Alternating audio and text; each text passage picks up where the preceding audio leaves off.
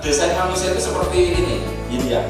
Sebaik-baiknya orang ada potensi jahat dalam dirinya yang belum terstimulasi. Sejahat-jahatnya orang ada kebaikan di dalam diri. Yang ini kalau kita sentuh terus ini mau besar.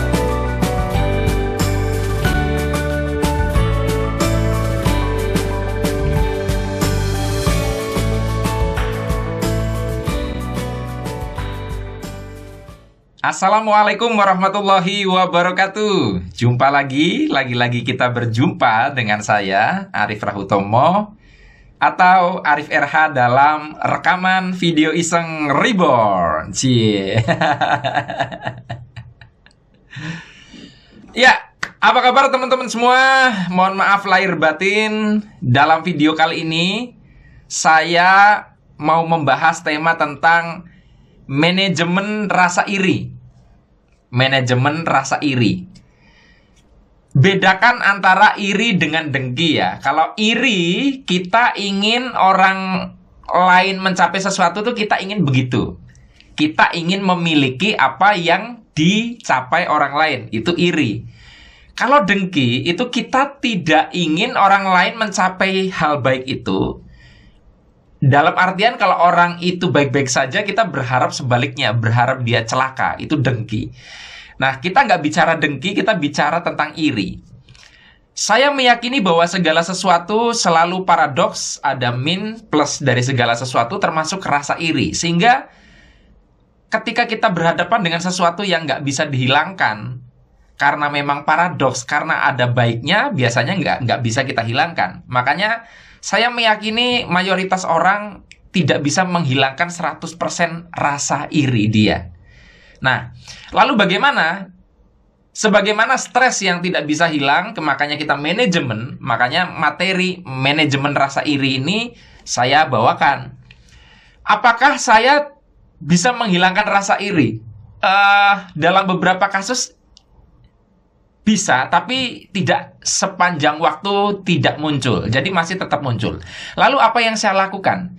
Misalkan saya iri dengan pencapaiannya seseorang yang saya anggap, wah keren banget gitu. Gue iri pengen kayak dia gitu. Nah, yang saya lakukan, manajemen rasa iri ini adalah saya menggunakan konsep vibrasi dalam membangun iri itu.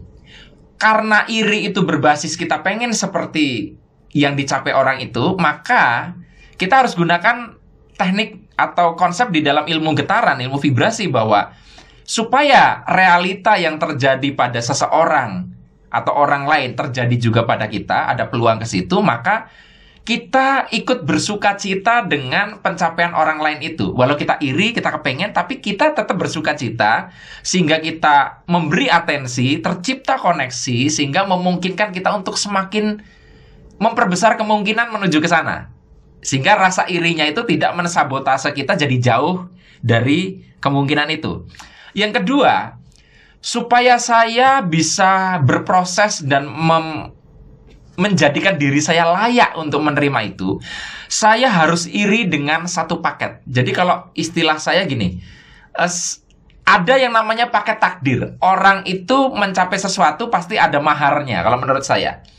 Contohnya misalnya orang yang sudah mencapai sebuah keberhasilan, dia mendapatkan banyak sekali uang misalkan. Saya jamin di balik keberhasilan dia pasti ada gagal-gagal yang dia lalui, ada rasa sakit-sakit yang dia lalui, itu yang saya sebut sebagai mahar. Jadi kalau misalkan saya iri dengan pencapaian orang lain, saya pun harus sepaket irinya. Saya mau mengalami apa yang dialami orang itu. Nah, seringkali banyak orang iri itu tidak mau mengambil maharnya. Mereka hanya mau ngambil hasilnya, tapi tidak mau prosesnya. Jadi kalau misalkan ada orang sukses lalu kita bilang nular gitu loh.